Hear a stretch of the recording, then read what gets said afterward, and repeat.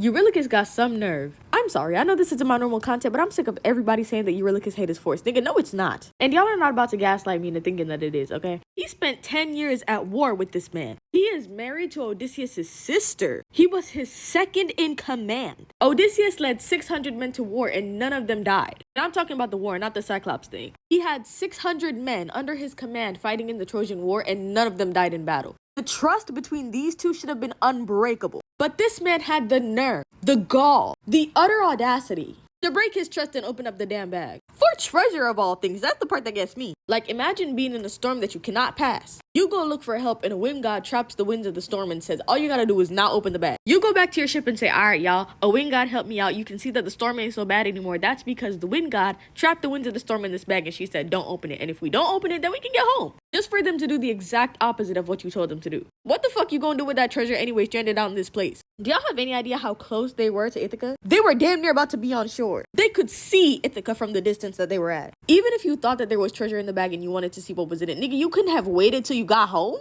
Odie hadn't slept in 9 days. He couldn't close his eyes for a millisecond without y'all getting into some shit. And then what really gets me is the fact that Eurylochus was the one telling Odie not to go up in the first place because the gods are dangerous and all this shit. Why you ain't had that same energy when you were told not to open the bag that was given to him by the very same so-called dangerous gods that you were warning him about? He caused 551 deaths, was ready and willing to just get up and leave his crew after they got turned into pigs. Oh, but when Odie makes a decision, and when Odie makes a sacrifice and sacrifices 6 men for the sake of the rest of the crew, you want to get mad. You're gonna fight his ass, tie him up, and then disobey his orders again. And then when you suffer the consequences of your own actions, then you want to talk about some captain. Nah, I ain't no captain. And when he's got to choose either him or y'all, you gonna talk about some but will die. Who set that system up? It's those saying, well, if he didn't open the bag, Poseidon probably would have came to Ithaca and he would have done this, done the third. I guess we'll never know, will we? Nah, baby, that hate isn't forced. If anything, it's not enough.